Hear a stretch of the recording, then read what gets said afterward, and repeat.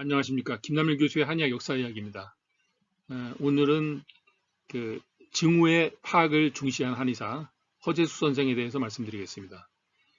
이분께서는 그 질병을 볼 때 증후가 중요하다 이런 말씀을 하셨다는 얘기죠. 허재수 선생은 전라북도 진안 출신입니다. 이분께서는 그 지역에 이제 유명했던 한의사 정준상 선생에게서 이제 그 사제지간이라고 합니다. 정준상 선생한테서 이제 한의학을 배웠던 어떤 그런 그 기억을 가지고 있다. 이제 그런 얘기입니다. 그러고 나서 이제 이분께서 한의사가 된 다음에 그 위장계통 질환을 많이 보시고 또 이제 부인과 자궁계통, 그 내막염 계통의 질환을 많이 봤다 그러죠.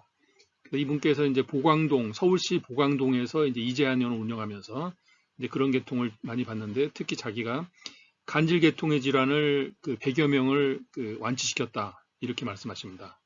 그래서 간질계통의 질환을 70에서 80% 정도는 치료가 됐고 그다음에 늑막염 환자는 거의 100% 이상을 치료했다라고 이제 그런 말씀을 하셨다고 합니다. 그래서 이분이 1975년도에 이제 의림이 이제 한의학계에 있었던 학술 잡지죠. 그 당시에 아주 최고의 부수고 가장 인기를 끌었고 많은 한의사들이 읽었던 그 학술 잡지에서 이제 인터뷰를 했을 때 경험방이나 비방 같은 것을 이제 반대하는 어떤 그런 입장에서 말씀을 하셨고 질병에 대해서는 증후를 정확히 파악하기 위해서 이제 음양표리 한여러시를 잘 판단해서 보아야 된다고 주장했습니다. 그래서 이제 서양의학의 의학과 한의학을 비교해 봤을 때 서양의학은 해부학을 토대로 해가지고 신체의 어떤 국소적인 상태에 대해서 치료하는 경향이 있다고 그런다면 동양의학은 어떤 인간의 이제 생리, 육체에 작용하는 것, 다시 말해서 영혼 아니면 정신 이런 것과 구별되는 생리와 병리의 어떤 반응되는 현상, 그 다음에 이제 음양오행, 칠정, 음식물의 과부족 등을 이제 추상적으로 관찰하는 것이 아니라 이제 그것이 인체에 어떻게 나타나고 있는가 이것을 가지고 구체적으로 병을 바라보아야 된다. 그럴 때 이제 이때 증후의 파악이 중요하다고 이제 주장하신 것이죠. 그래서 이분께서 이제 증후에 대한 이야기를 하셨던 하나의 예가 바로 요통에 대한 것입니다.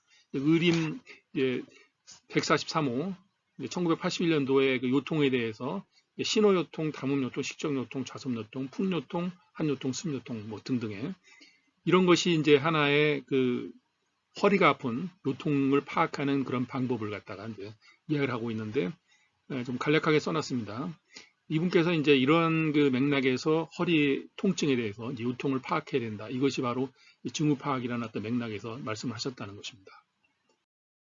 그래서 그런 이제 맥락에서 봤을 때 이제 치료 방법을 본다면 이제 신호요통, 뭐 담음요통, 한요통, 습요통, 좌골신경통, 또 경추이하까지 이제 압통이 있는 어떤 그런 증상에 대해서 이제 처방을 제시했습니다.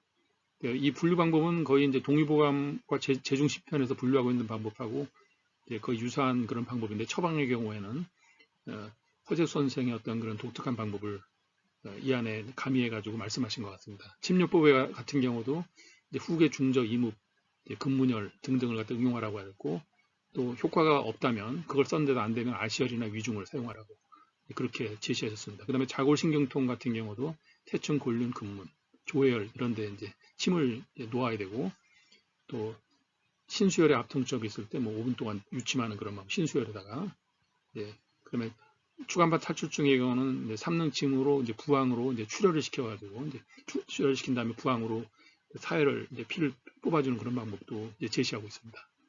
감사합니다.